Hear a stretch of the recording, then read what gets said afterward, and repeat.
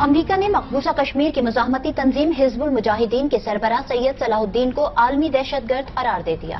صلاح الدین کے امریکہ میں تمام اثاثے منجمد کر دیے جائیں گے۔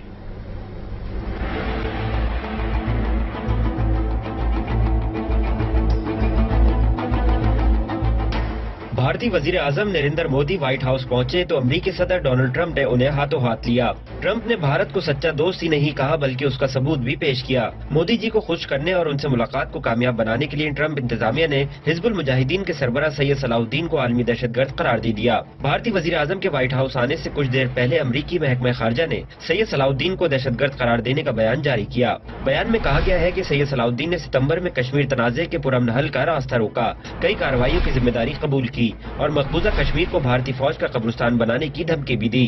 صلاح الدین کو عالمی دہشت گرد قرار دینے کے بعد امریکی شہری ان سے مالیاتی لین دین نہیں کر سکیں گے، جبکہ امریکہ میں ان کے تمام اثاثے منجمد کر دیے جائیں گے۔ سید صلاح الدین کا اصل نام محمد یوسف شاہ ہے۔ سید صلاح الدین کی تنظیم حزب المجاہدین مقبوضہ کشمیر میں آزادی کے لیے برسر پیکار ہے اور وہ اقوام متحدہ کی قراردادوں کے مطابق استصواب رائے چاہتی ہے۔ حزب نے ہمیشہ القاعدہ اور داعش سے لاتعلقی کا اظہار کیا ہے۔ امریکہ اور بھارت نے دفاع، انٹیلیجنس اور تجارت کے شعبوں میں تعاون بڑھانے پر اتفاق کر لیا۔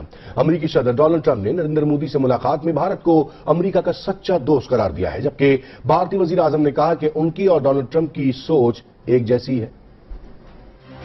وائٹ ہاؤس میں امریکی صدر ڈونلڈ ٹرمپ اور بھارتی وزیر اعظم نریندر مودی کے درمیان ملاقات انتہائی خوشگوار ماحول میں ہوئی۔ دونوں رہنماؤں نے مختلف شعبوں میں تعاون بڑھانے پر اتفاق کیا۔ مشترکہ نیوز کانفرنس میں ڈونلڈ ٹرمپ نے دہشت گردی کو دونوں ممالک کے لیے مشترکہ خطرہ قرار دیا اور انتہا پسندی کے خلاف اقدامات کو فروغ دینے پر زور دیا۔ Working together, I truly believe our two countries can set an example for many other nations, make great strides in defeating common threats and make great progress in unleashing amazing prosperity and growth. Trump کی تعریفوں پر مودی بھی نہال ہو گئے اور گلے مل کر اپنی محبت جتاتے رہے۔ انہوں نے افغانستان میں امن کے لیے تعاون کی یقین دہانی کرائی اور کہا کہ امریکہ کے ساتھ انٹیلیجنس تبادلے اور انتہا پسندی کی روک تھام کے اقدامات کو وسعت دیں گے۔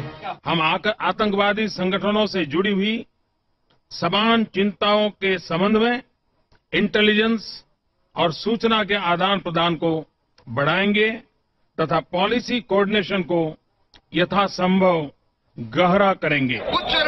امریکہ یاری اور سید صلاح الدین کو دہشت گرد قرار دینے سے ہی متعلق فیصلے پر بات کریں گے۔ ڈوم نیوز نے رابطہ کیا ہے دفاعی تجزیہ کار حسن عسکری صاحب سے۔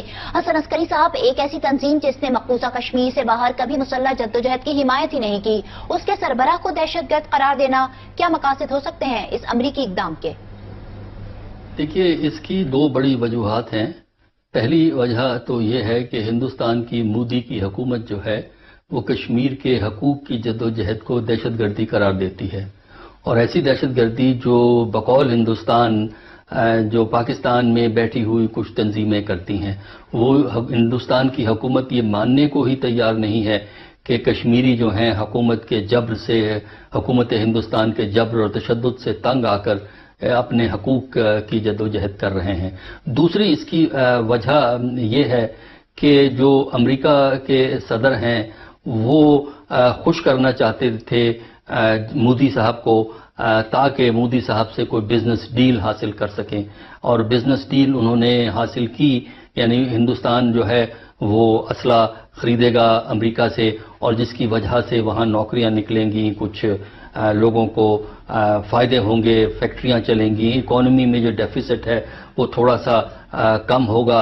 مودی صاحب چونکہ ٹرمپ صاحب چونکہ بزنس مین ہیں، اس کی وجہ سے وہ ہر امریکہ کے تعلق کو اپنے اقتصادی فائدے کے حوالے سے دیکھتے ہیں۔ حسن، بھارتی خوشنودی کے لیے سید صلاح الدین کو عالمی دہشت گرد قرار دینے کے امریکی فیصلے سے کشمیر کی جدوجہد ہو سکتی ہے، القاعدہ اور دور رہنے والی تنظیم حزب المجاہدین قریب بھی ہو سکتی ہے۔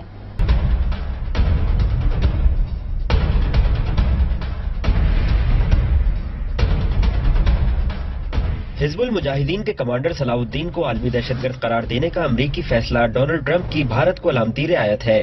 برطانوی نشریاتی ادارے کے مطابق بھارت کو توقع تھی کہ امریکہ پاکستان سے دفاعی معاہدے ختم کر کے اسلحے کی فراہمی روک دے گا، لیکن ایسا نہ ہوا۔ اس لیے امریکہ کو بھارت کی خوشنودی کے لیے کچھ تو کرنا تھا، تو امریکہ نے صلاح الدین کا نام عالمی دہشت گردوں کی فہرست میں ڈال دیا، لیکن اس کے لیے بھارت کے زیر قبضہ کشمیر کا لفظ استعمال کیا گیا۔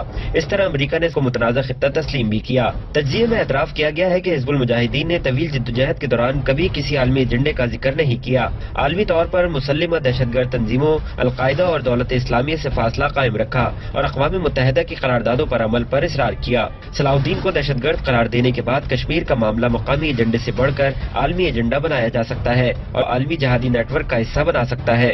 ٹرمپ کے دور صدارت میں